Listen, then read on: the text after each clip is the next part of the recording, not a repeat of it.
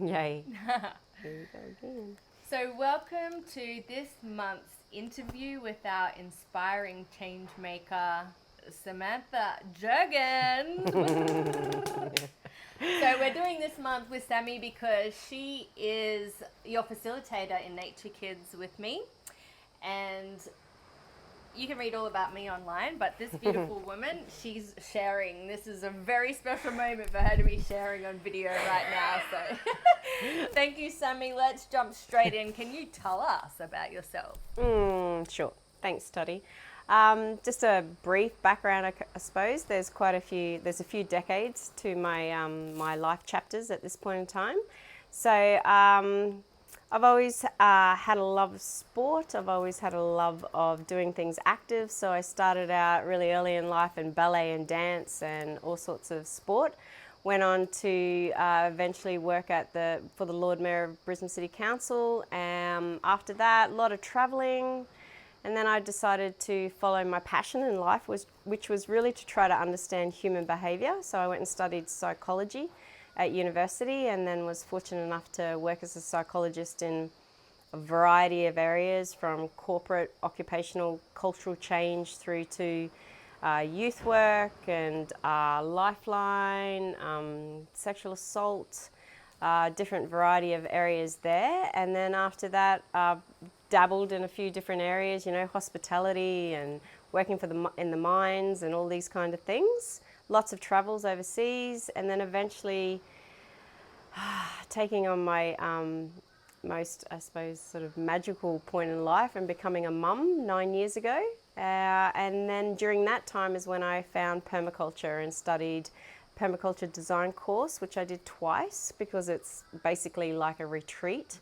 And this amazing woman was the educator and trainer, one of three, but one of my main drivers for moving further north was to encompass this lifestyle. And during that time also was when Tennille birthed Nature Kids, basically. And that way my daughter was able to attend with me. So for nearly 3 weeks, we camped in a tent, and my daughter would go off to Nature Kids every day, and I would study permaculture. And it was really, in all honesty, one of the first times that I've experienced community in such a way. It was quite magical.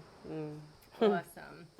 So, with that in your past, what's present for you now, Sammy? Like, what do you do? How do you fill your day with work and play? Yeah, thanks. So about 18 months ago, my daughter and I moved further north so that she could study or start her education at Steiner School. So, and during that time, I just hung around really and volunteered until they finally gave me a job. And so I started my career in education, and I was working as a class assistant and like a teacher aide, basically. But now we've chosen to go back to homeschooling for a term. So my days are filled with creating routine and rhythm and balance between homeschooling and co-creating this amazing program that Tennille and I are putting together. And also finding the balance between all of that, creating and doing, and resting and enjoying and finding peace in life too. Finding the balance. That's super inspirational just there. So, why do you do all of that, Sammy? What's your big why? My big why is for myself to have the connection and to role model that connection to nature for my daughter. The world is filled with so many things. Wherever you live, there is a society that we've all agreed on norms and we've all agreed on a certain way of life. But for me, the big why is to help myself and my daughter stay connected to nature and the natural things as well. And also to be able to share that wisdom and that information and those examples and those ideas with everybody else as well.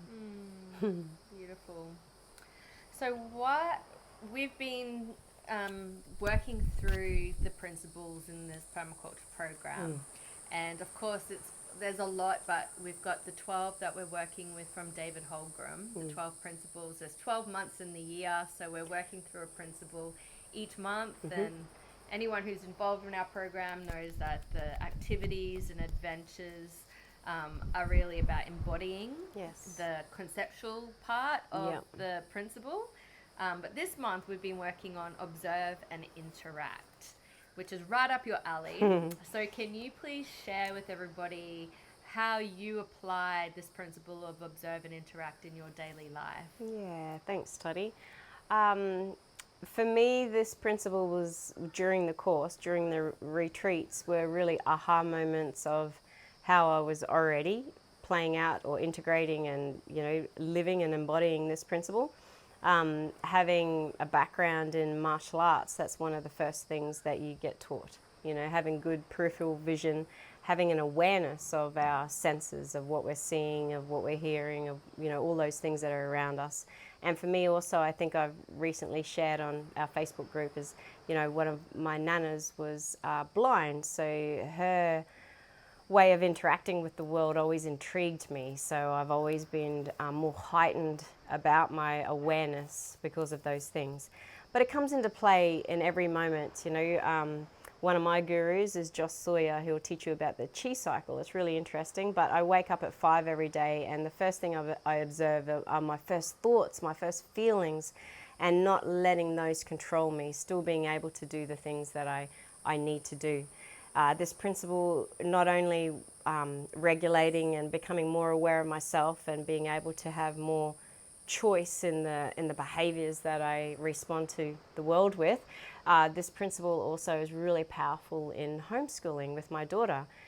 As much as she may love maths, I can't ask her to do maths if she's already not feeling, balanced. So I'm always observing her emotions, her needs, and being able to respond to those before they escalate into something else.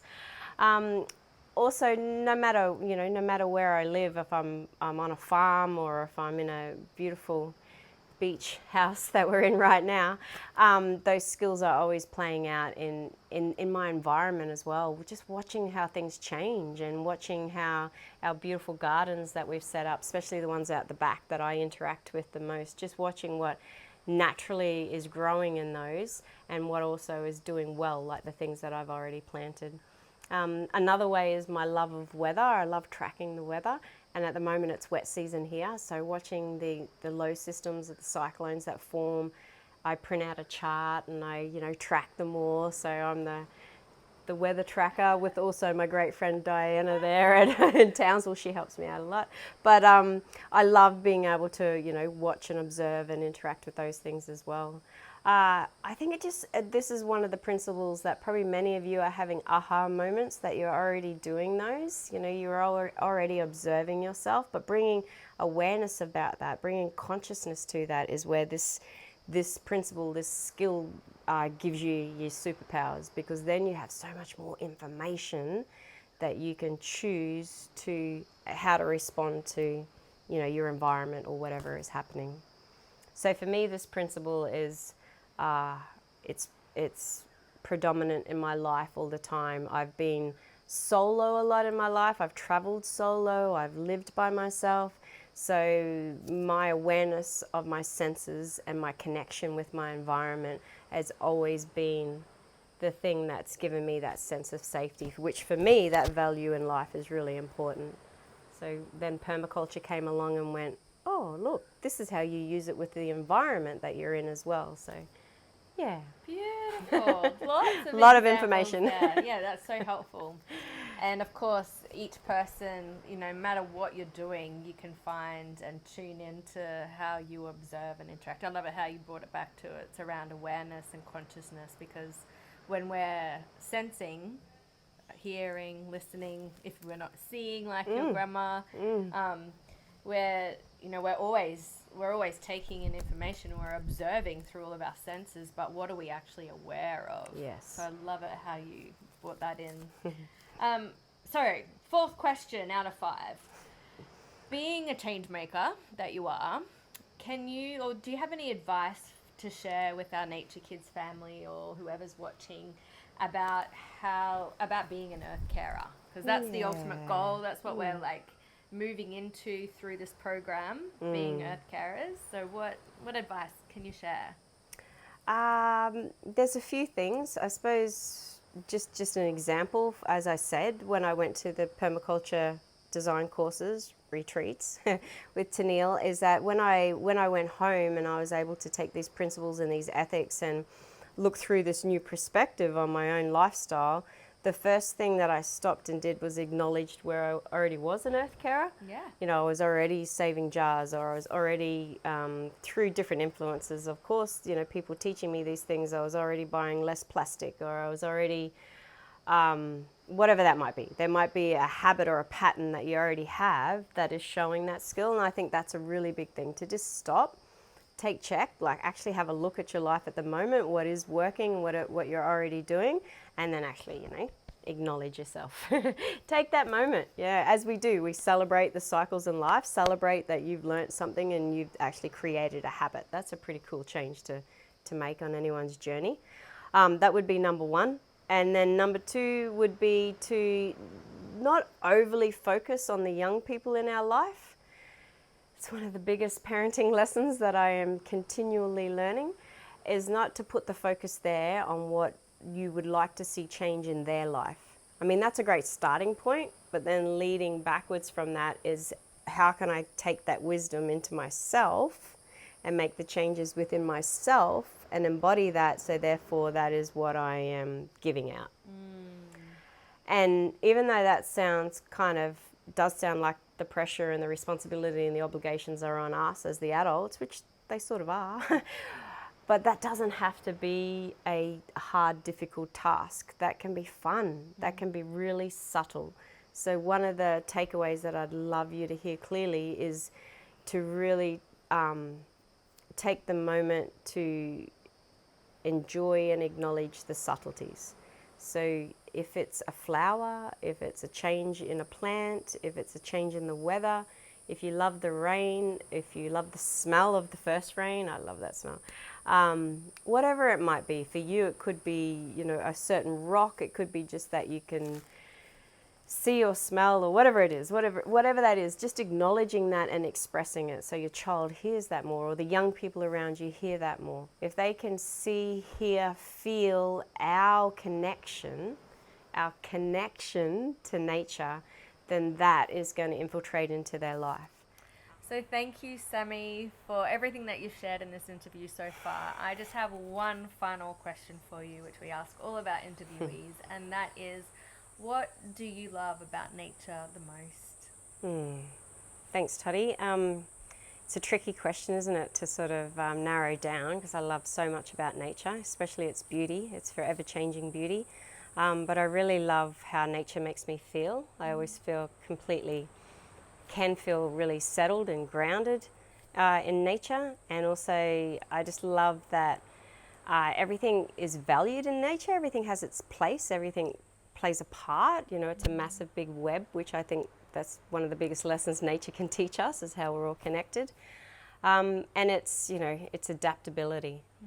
Nature just keeps on adapting, which again I think is probably one of the most important skills we can have as a human. So again, nature can teach us so much. So there's a lot of things there, and you know, there's a lot in all of those answers as well. Nature gives us so much. So yeah, I just find it a really great place to find peace and find connection again. And I noticed that with my daughter as well. When she's feeling off balance, she will go to a certain spot where she just needs to sit and just be with nature and, you know, find that balance again. Beautiful, lovely Thanks. advice. I think we can all relate. So that's it. That's all for our interview today. Thank you so much for sharing yourself and your life and your advice with all of us. And as we Thank say, you. until Thanks. next time, Yeah. keep playing. Keep playing. Stay connected.